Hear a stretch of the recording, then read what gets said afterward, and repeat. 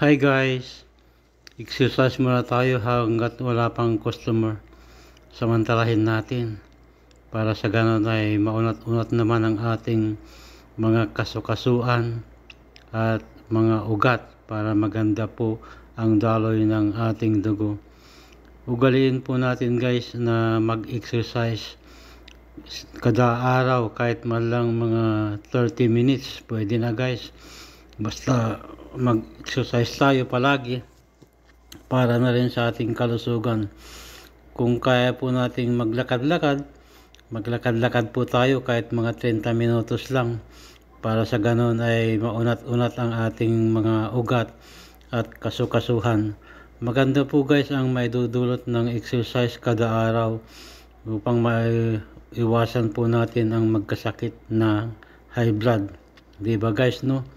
Maganda po ang may dudulot ng pag-exercise sa araw-araw dahil tayo po ay papawisan. Sa ganun may labas natin ang mga toxic sa ating katawan sa pamamagitan po ng pawis.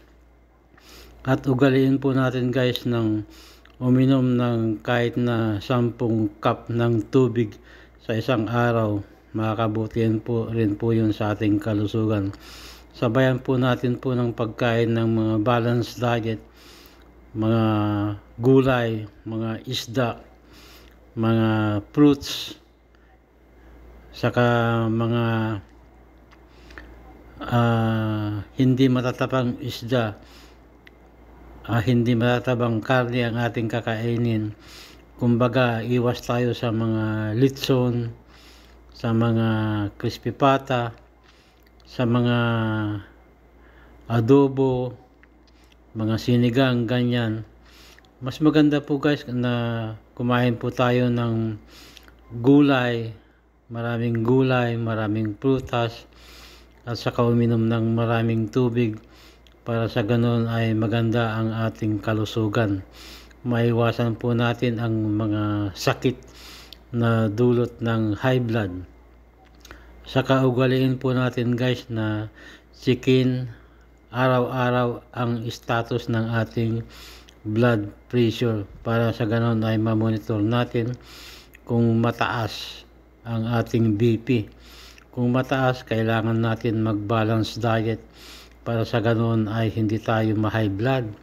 Alam niyo naman guys na ang sakit na high blood ay traitor yan.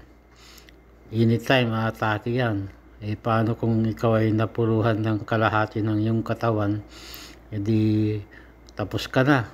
Paano ka pa makapagtatrabaho niyan kung ikaw ay half body paralyzed na? Edi wala na guys. Pauwiin ka na lang amo mo kung ikaw ay isang OFW. Kasi wala ka ng silbi sa pagtatrabaho. So no choice ang employer mo na pauwiin ka.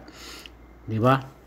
Normal lang naman yun pag may sakit ka na at hindi ka na pakinabangan, siyempre pauwiin ka na, wala kang magagawa. Paano kung wala kang ipon dahil nga sa puro ka padala? Paano ka pag uwi mo? Paano yung magiging gamot mo kung wala kang ipon? Ikaw din ang kawawa, di ba guys? Tama ako o mali? Kaya kung ikaw ay may ipon, mayroon kang dudukutin pag uwi mo at mayroon kang gagastusin para man lang sa maintenance mo. Hindi ka naman tutulungan ng mga pinadalhan mo kasi paano kasi nila tutulungan? Wala rin silang pera, wala rin silang magagawa. So pag ikaw ay walang pera at wala kang pang maintenance, sigurado isa lang ang pupuntahan mo, di ba guys, no? Kundi ang pag-akyat sa langit. Yun ang choice kasi wala ka ng pang maintenance, wala ka ng pambili ng gamot, ikaw din ang kawawa. So mas maganda yung mag-ipon ka rin sa sarili mo para sa ganoon ay mayroon kang dutukutin pagdating ng panahon. Huwag ipadala lahat ang pinaghirapan sa iyong pamilya, kasi ang pamilya mo pag wala ka nang may padala, wala ka na. Hindi, buti sana kung tutulungan ka. Kung mayroon silang ipon, pwede. O paano kung wala rin silang ipon?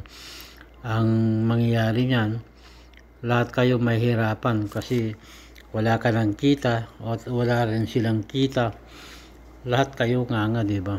Kaya mas maganda mag-ipon ka rin para sa sarili mo in case of emergency, di ba? Maganda po yan, mag-ipon para sa sarili, huwag ipadalahat ang pinaghirapan, kasi ikaw din ang mahirapan pagdating ng panahon na ikaw ay magpurgod na at may sakit pa, tapos wala kang ipon, ikaw din ang kawawa. Kaya mas maganda yung may sarili kang ipon para pagdating ng panahon na kailangan mo na ito, mayroon kang dudukutin, diba? Think about it, kung totoo ang sinasabi ko guys.